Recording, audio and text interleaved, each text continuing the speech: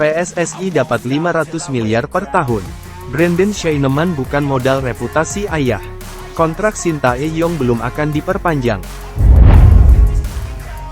Anggota Badan Pemeriksa Keuangan, BPK, yang juga mantan pengurus PSSI, Ahsanul Kossasi, menyebut pemasukan PSSI per tahun mencapai 500 miliar. Sumber utama PSSI adalah nilai jual kompetisi dan hak siar tim nasional. Penerimaan PSSI per tahun sekitar 500 miliar, yang digunakan untuk memutar kompetisi, tulis Ahsanul dalam cuitan di media sosial. Meski punya pemasukan yang besar, dana yang dikeluarkan PSSI tak kalah besar. Selain memutar kompetisi profesional dan amatir juga usia muda, ada 7 level timnas Indonesia yang harus jalan. Karenanya untuk beberapa kesempatan PSSI mengajukan proposal bantuan dana ke negara. Ini biasanya dilakukan saat Indonesia jadi tuan rumah sebuah ajang. Uang negara untuk sepak bola, timnas, bukan mandatori, artinya negara tak wajib membiayai. Makanya PSSI tidak punya nomenklatur sendiri, tulis Ahsanul. Artinya PSSI menerima bantuan negara hanya di saat event penting, tuan rumah dan kalender FIFA, tidak semua kegiatan timnas, PSSI, dibiayai negara, ucap lelaki asal Pamekasan, Madura ini. Ahsanul membocorkan selama berdirinya PSSI, total bantuan negara yang telah dikucurkan untuk timnas Indonesia mencapai 140 miliar. Ini belum termasuk bantuan Piala Dunia U20 2023. Untuk World Cup U20 nanti, negara akan bantu kurang lebih 280 miliar. Dalam operasional sehari-hari, PSSI tidak dibiayai negara, kata Ahsanul dalam tulisannya. Putra pemain atau pelatih sepak bola di Indonesia bermunculan menghiasi skuad timnas Indonesia, di antaranya Brandon Scheinemann.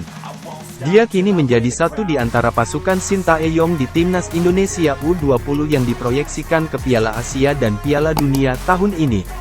Brandon merupakan anak Timo Scheinemann, mantan pemain dan pelatih Persiba Balikpapan. Timo juga sempat menangani Persema Malang. Darah sepak bola Jerman mengalir di tubuh Brandon. Namun dia memilih sebagai warga negara Indonesia, karena ibunya merupakan perempuan Indonesia. Brandon sendiri lahir dan besar di Malang. Pencapaiannya saat ini bukan semata-mata karena modal reputasi sang ayah di sepak bola Indonesia.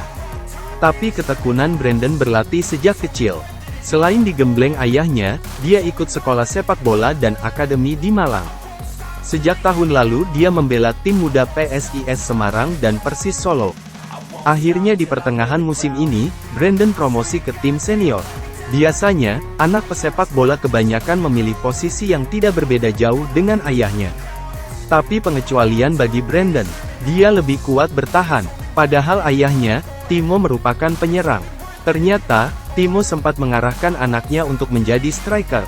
Saya sempat cemas ketika dia memilih jadi stopper. Karena jika melakukan kesalahan, akan dicaci supporter. Karena tanggung jawab pemain belakang itu besar, kata Timo. Tapi, Brandon bisa menepis kekhawatiran tersebut. Karena setelah bermain sebagai gelandang bertahan atau stopper, permainannya tampak lebih matang.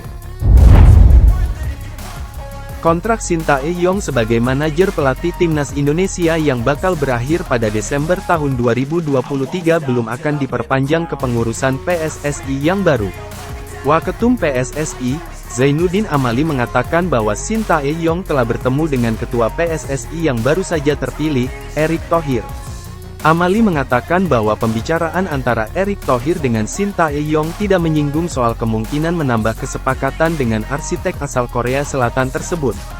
Shin Tae-yong telah melatih 3 level timnas Indonesia sekaligus yaitu senior, U23, dan U20 sejak memulai pekerjaannya pada awal 2020. Dalam kurun waktu 3 tahun, Shin Tae-yong belum mampu memberikan gelar bagi 3 level timnas Indonesia tersebut. Pencapaian terbaik pria berusia 53 tahun ini ialah meloloskan timnas Indonesia ke Piala Asia 2023 dan timnas U20 ke Piala Asia U20 2023. Transfermarkt mencatat bahwa dalam 29 pertandingan sejak dipoles Shin Tae-yong, timnas Indonesia membukukan 16 kemenangan, 7 kali seri, dan 6 kali kalah.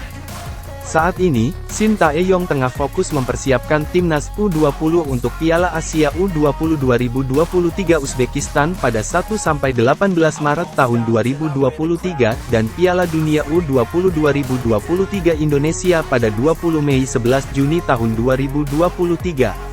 Tidak ada membahas perpanjangan kontrak. Kami fokus dengan Piala Dunia U20, terang Amali.